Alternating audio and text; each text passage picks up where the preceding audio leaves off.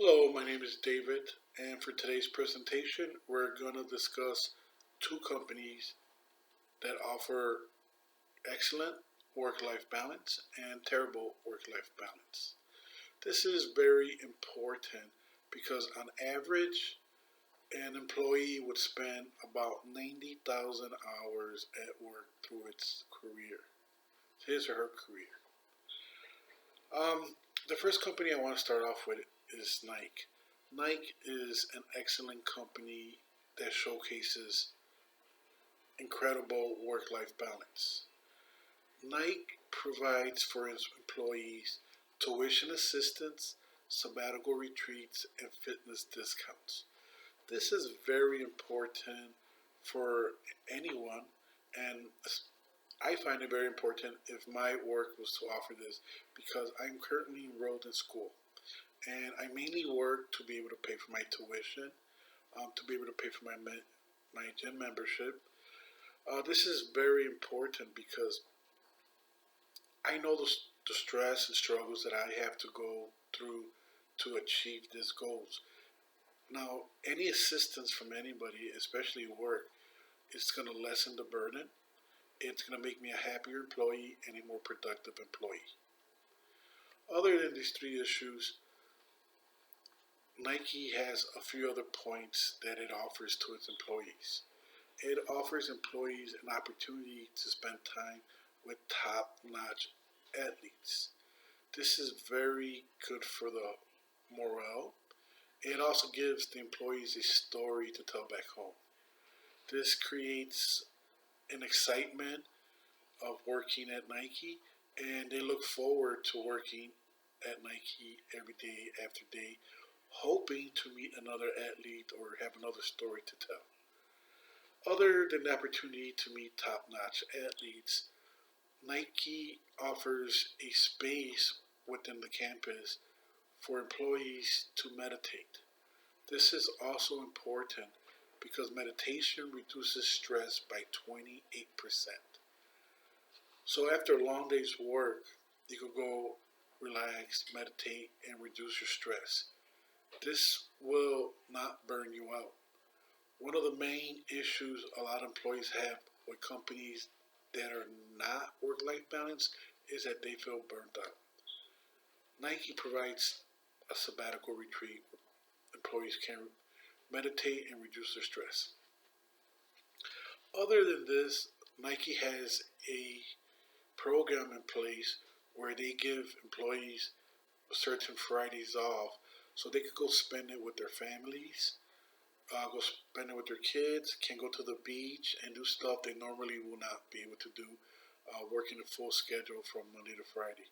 So they give Fridays off, and a lot of employees can plan family retreats with their significant other and children.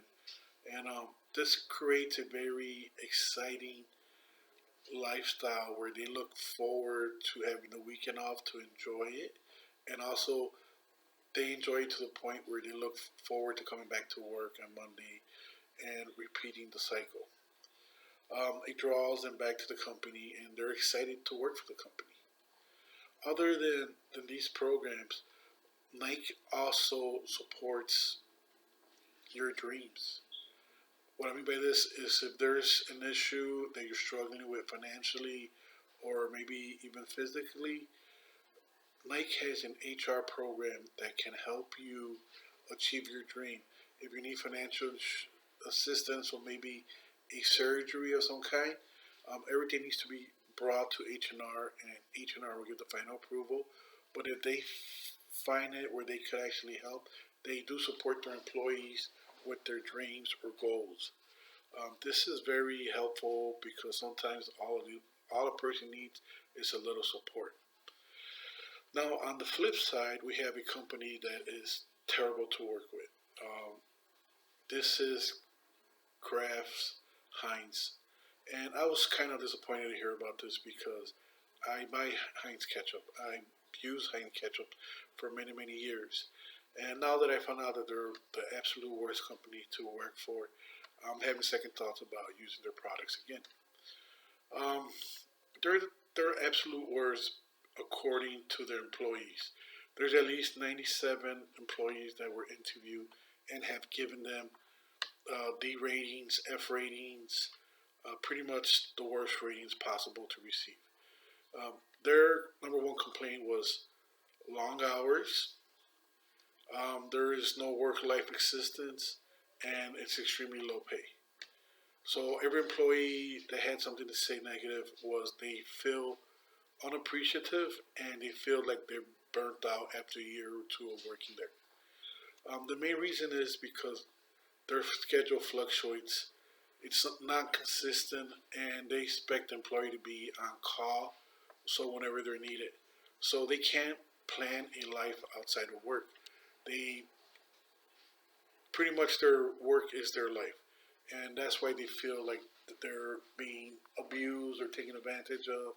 And then it's lower pay than they're at the bare minimum, where their average pay is about minimum wage on a national level. So they feel burned out, they feel overworked, and they don't feel appreciative. Other than this, management and superiors at Kraft like to point fingers and not take blame for their actions. Something goes wrong, they immediately point someone, they immediately give the blame to someone other than management or their superiors. This is the main reason Heinz Kraft is the worst company to work for. It's also interesting that nowadays millennials 20% are willing to relocate to find a job that exhibits work life balance.